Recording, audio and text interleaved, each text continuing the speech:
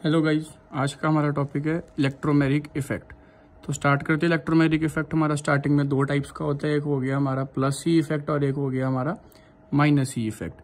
अब डेफिनेशन थोड़ी सी इसकी टेक्निकल सी आती है, लेकिन अगर एक बार समझ में आ जाएगी तो कोई इशू नहीं आएगा। तो डेफिनेशन क्या कहती है, प्लस ई इफेक्ट की डेफिनेशन के बारे में बात करेंगे। वो कहती है if the electrons of the pi bond are transferred to that atom of the double bond to which the reagent gets attached.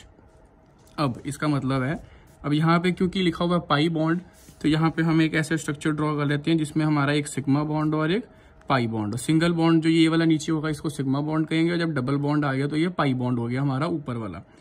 तो अब ये हमारा डेफिनेशन कह रही है कि अगर वो एटम उस एटम पे अटैच होगा, जो हमारा इनकमिंग एटम आएगा, अब नया इनकमिंग एलिमेंट आएगा हमारा, जो अगर वो उस एलिमेंट पे जाएगा जिस एलिमेंट पे हमारा डबल बॉन्ड अटैच हुआ है या जिस एलिमेंट पे हमारा डबल बॉन्ड ट्रांसफर हुआ है, उसको हम बोलेंगे प्लस सी इफेक्ट। अब यहाँ पे अब ये डबल बॉन्ड है, अब ये वाला डबल बॉन्ड हमने इस कार्बन पे ऐसे ट्रांसफर कर दिया। डबल बॉन्ड दो इलेक्ट्रॉन से बना है, एक ऐसे दो इलेक्ट्रॉन्स है, तो ये इलेक्ट्रॉन्स हमने इधर कार्बन के ऊपर ट्रांसफर कर दिए। तो ये हमारा बन गया कुछ ऐसे। अब ये इलेक्ट्रॉन एक तो कार्बन का अपना ही था और एक इलेक्ट्रॉन उसको एक्स्ट्रा मिल गया, तो एक इलेक्ट्रॉन पे चार्ज होता है हमारा नेगेटिव। तो यहाँ पे आ गया हमारा सी नेगेटिव। अब इसके पास इलेक्ट्रॉन कम हो गया तो इस पे चार्ज आ जाएगा हमारा पॉजिटिव, और बाकी हम इसकी वैलेंसी पूरी कर देंगे जैसे हमारे पास पहले थी। ठीक है, अब यहाँ पे हमने एक ऐड किया H पॉजिटिव। ठीक है, अब ये H पॉजिटिव और ऑब्वियसली जाके C नेगेटिव पे अटैच होगा, क्योंकि positive negative attract each other. तो ये हमारा प्रोडक्ट बन जाएगा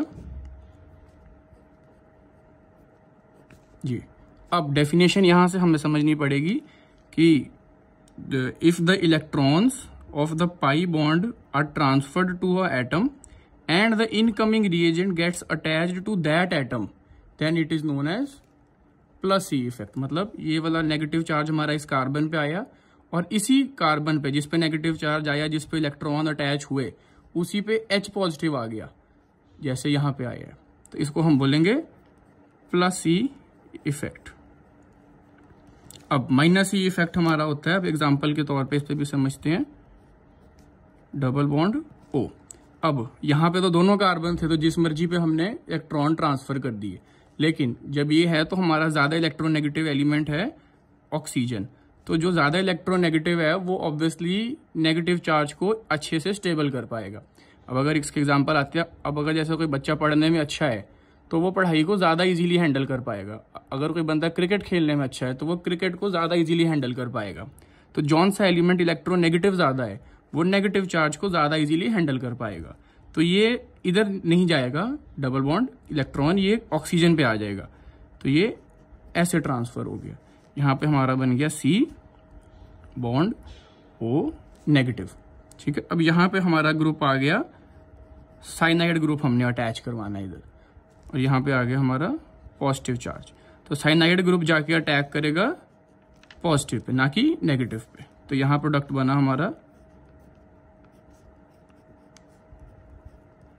अब यहाँ पे क्या हुआ है, इलेक्ट्रॉन्स हमारे ऑक्सीजन पे ट्रांसफर हुए थे, लेकिन जो इनकमिंग ग्रुप आया वो ऑक्सीजन पे नहीं आया, वो किस पे आया, कार्बन पे। तो ये हमारा इफेक्ट हुआ माइनस सी इफेक्ट। ऊपर वाली एग्जांपल जो थी हमारी, ऊपर वाली एग्जांपल में जो हमारे एलिमेंट्स थे वो कार्बन पे ट्रांसफर हुआ, हमारे इलेक्ट्रॉन्स थे वो कार्बन पे ट्रांसफर हुए, और उसी कार्बन के ऊपर H पॉजिटिव आ गया, तो दोनों सेम पे आए, तो प्लस सी इफेक्ट। अब माइनस सी इफेक्ट में क्या हुआ, इलेक्ट्रॉन्स किसी एलिमेंट पे गए और इनकमिंग ग्रुप किसी और एलिमेंट पे आया, इस वजह से इसको हम बोलेंगे minus C effect. Thank you guys. Next video में हम इसके बाद रेजोनेंस के बारे में स्टडी करेंगे।